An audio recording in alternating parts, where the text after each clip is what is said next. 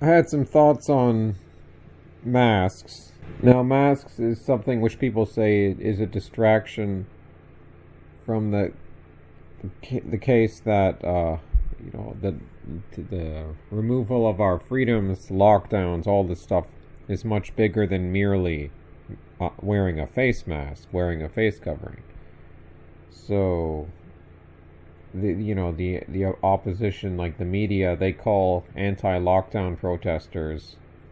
They use the expression anti-masker, which is a simplification of a lot of the issues that we stand for onto one particularly distracting issue.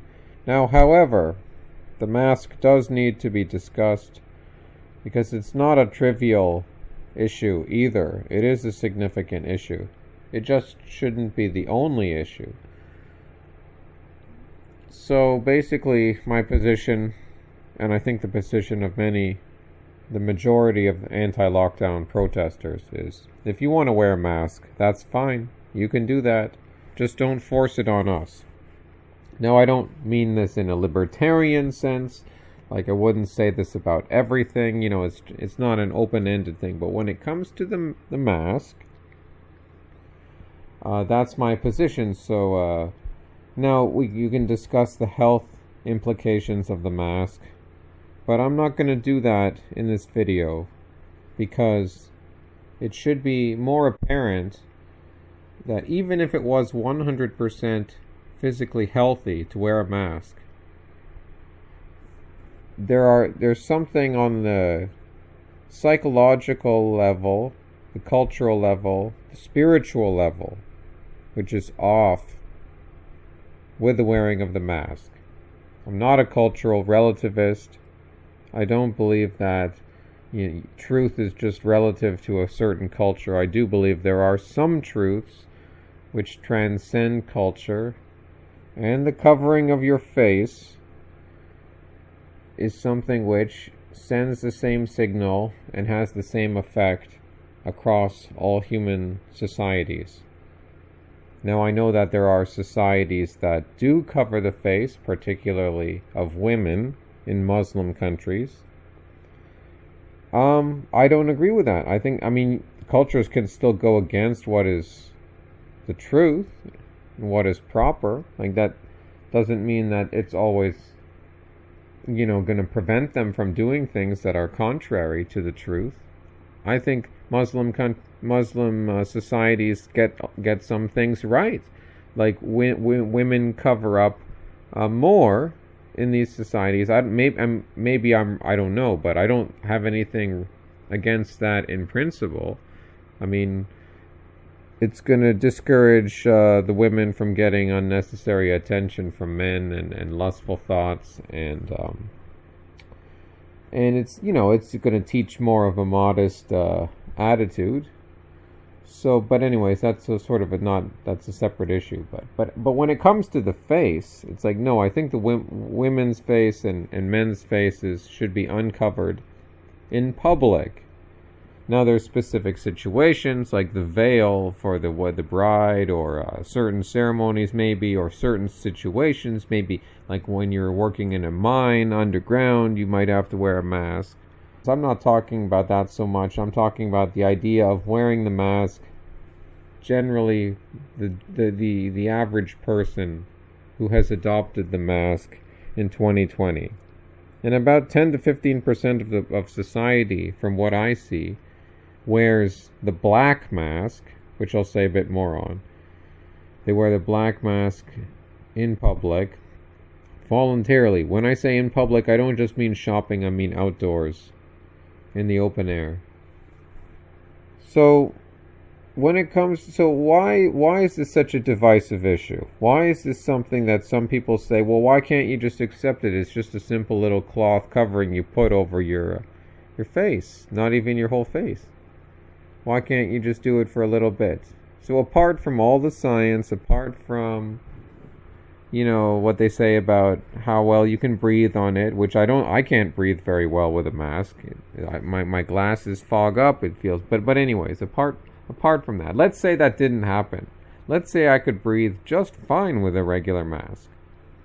Well, I would still be covering half my face, and the face is uniquely important for the human body, but not just the body. We are persons, the human person.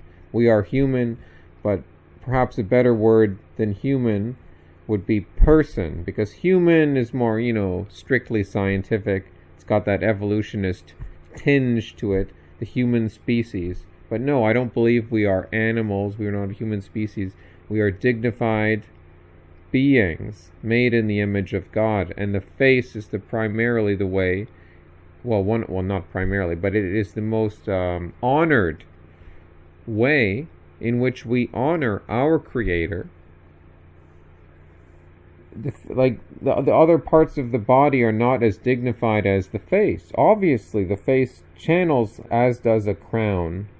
The crown channels the majesty of the monarch, but the face channels the signature of that person.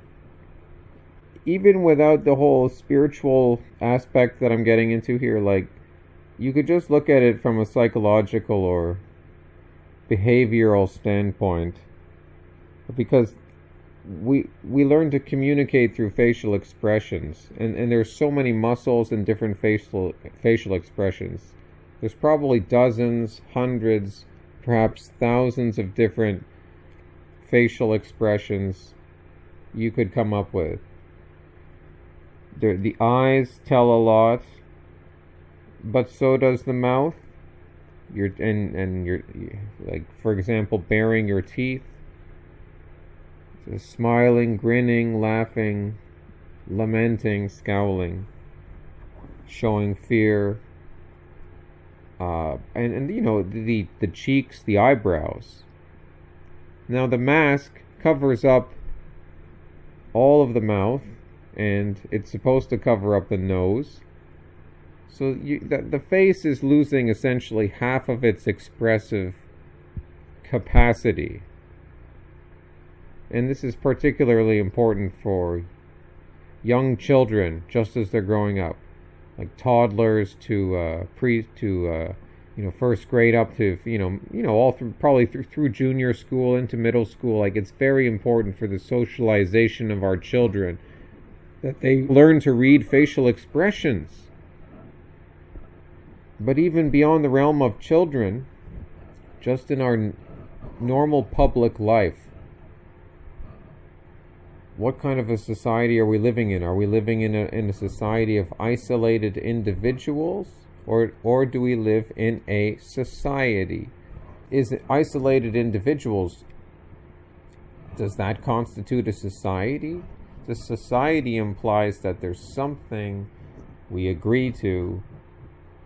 So when we go outside, we think that maybe there's a chance that I'll have something in common, or I can understand people on some fundamental level, even though they're strangers to me. We're supposed to come from Are we supposed to come from a common culture? Oh, but we're not supposed to. We're told from our authority figures that we live in a multicultural society. So already it's problematic. We've lost that foundation, and the person is flattened in terms of their identity. Their rooting is flattened. We become isolated individuals, or at most isolated families. For a while, throughout history, throughout different cultures, showing your face would be the primary means of showing that you are peaceful, that you are in the group, that you are open. You're not trying to hide anything, because it's not easy for even liars to hide it. If a person is developed properly, now they may not be developed properly, when I mean socially developed, so that they can read facial expressions well. They can read, and this goes across cultures. I know there are cultural differences, but there are lots that share across cultures, the way we behave, the way people smile, the way, you can kind of get a feel for how people are, taking into consideration there are going to be some differences, based on a people's unique history. The face gives honor to our Creator. So when you're covering a large section of the face, what you're doing is you're closing yourself off. And I know they literally are closing themselves off. I know that it's not like oh, they don't believe they're doing that, but I'm saying it in more of in a social way, in a cultural way, spiritually. They're closing themselves off from the other people who are not doing as they are doing. And it's really like putting forth a signal that they are a member of a particular tribe, albeit a very new tribe which has appeared virtually overnight. Personally, I think that the black mask, or maybe masks in general, but particularly the black mask, I think that it is a genie from the east somewhere. I don't know where. And it's a delegate of the devil himself, but the devil basically said, you get to run this cult. And I know that not everyone who wears a black mask, or really anyone, really thinks that they're worshiping a demonic entity, but effectively, in totality, the number of people wearing the black mask, just to me, you're just paying homage to this genie from the east, and it's taking away part of your personhood, which is like in Islam they take away in Islam Allah is not really personalized. He's not like incarnate or anything like that. Like he couldn't come incarnate like Christ. When the person wears a mask, it's like a short circuit. It's like you're flipping a switch and there's a wooden sluice gate going down, and the channel of water is diverted or it's cut off. Now, what about people wearing sunglasses? Because I wear sunglasses often outside. And it's true, sunglasses do remove part of your expressiveness, because you can't really look into someone's eyes, obviously. However, I don't think it's the same as wearing a mask, because you can, depending on the sunglasses, you can still see the muscles around the eyes, which is where a lot of the expressiveness is. But I'll admit that, yeah, like by my own standards, I wear sunglasses a lot of the time. But sunglasses are for protecting my eyes from the sun. And, you wear them when the sun is out. You don't wear them in the evening or the night. So yeah, maybe there's a bit of a double standard if I wear sunglasses, but I don't like people seeing with masks. And fine, that's fair enough. But I don't think it's quite the same. I think it's a bit of a minor factor. And I don't think you have the same quite usage proportionally of all these people wearing sunglasses, as opposed to the mask is much more noticeable than sunglasses.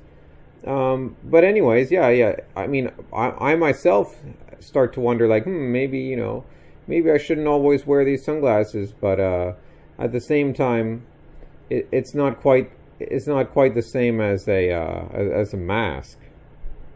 But for the sake of consistency, maybe I shouldn't be wearing sunglasses all the time. Maybe that does have some effect on cutting you off from the public space. I don't think it necessarily does, but you could make that argument. Now, I know this is a subtle thing, but it's just another move in the process which has been going on for a while, because before there were masks, there were already people on their smartphones, which is basically practically all phones now are now smartphones. And we were seeing already how this was a huge distraction to people, and people are there, but they're oblivious to all that is around them. Now with the mask, it's not necessarily that the person wearing the mask is oblivious to all around them. They may even be hyper aware of all that's around them. But still, in terms of that connection with some fellow person on the street, even though they're a stranger, that's just so much more reduced. And you're just like an isolated individual passing by. No connection here at all. No need, like, why would you even talk to someone if you can't even see half their face? You're just less likely to even talk to someone. And that's just the death of the public space, which has been going on slowly for decades or more. So the masked person, in some sense, is less of a public person. I don't know if I'd go so far as to say they're less of a person. They're still a person made in the image of God, but they're doing something contrary to the nature, contrary to how they were intended to be.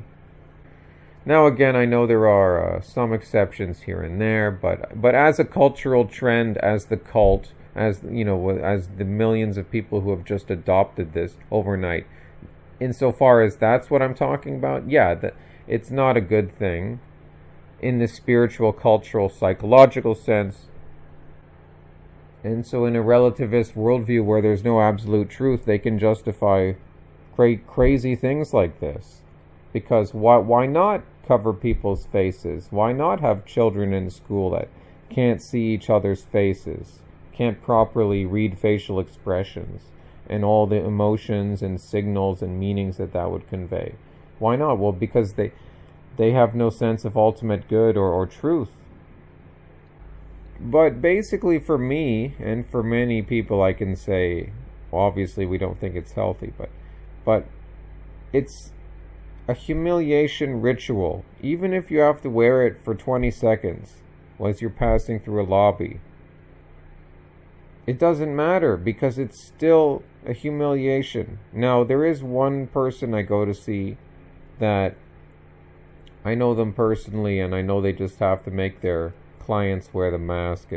But because I know that guy personally, I can sort of get away with it. But I don't like it. And that's pretty much the only exception I make. I don't wear a mask in any supermarket. I don't wear a mask on public transit, meaning a bus or the subway, although I don't always take those things very often. So when I go to any store, I don't wear a mask. There's a scene from the Matrix movie. Neo, or Keanu Reeves' character, is called in for questioning by these men in black suits. They represent kind of this evil, overbearing authority.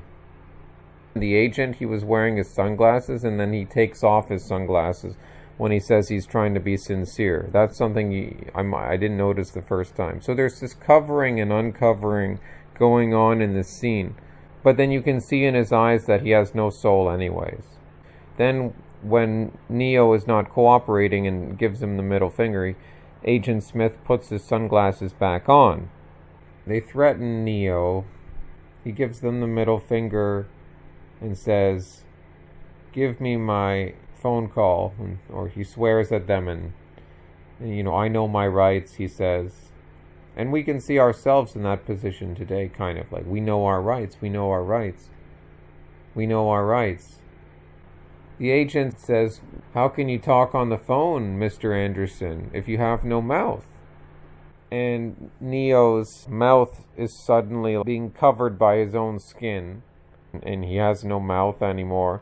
He's freaking out, and they grab him and they throw him onto the table, sprawled out. And if you didn't, and then he's laid out on the table. They throw him onto the table, pinning him down.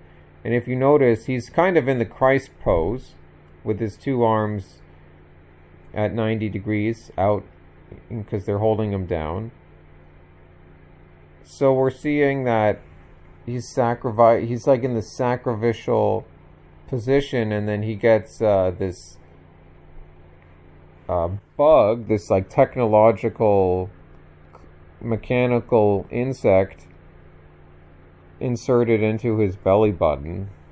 It's not quite like getting a jab, a stabby, but it's a similar. Well, it is kind of it has a stabby thing on the end of it, so it is kind of like a stabby thing that goes inside him, and I mean it's like that. So he kind of gets. I wouldn't call it a mark, but he gets more like an actual implant, like a huge implant. And then he wakes up suddenly, like, oh, it was all a dream. He wakes up, and that's, I think, the directors, and the directors of this movie were weird. They were weird people, and maybe they were subversive people too. But for what it's worth, I think that scene where he wakes up in the bed is like signifying, like, oh, now he's normalized. Now it's like, now you can go back to living a normal life because now you've taken on the mark. Your face was covered. Part of your personhood was obscured. You took on the implant. So I just thought that was an interesting little prophetic thing about the Matrix back over 20 years ago. On both sides, people who want to do all this stuff with the masks and people who aren't interested in it and don't like it. There's this notion of opening and closing. The mask people, they're closing off part of their personhood in how they relate in the public space. We're refusing to cover our faces, but then we're the ones who are being closed off to participation in that. So we're closed off by not participating in closing off part of our face. So it's this weird thing on both sides where there's like an open and there's a close, and there's a closing and there's an opening. Hasta luego, amigos.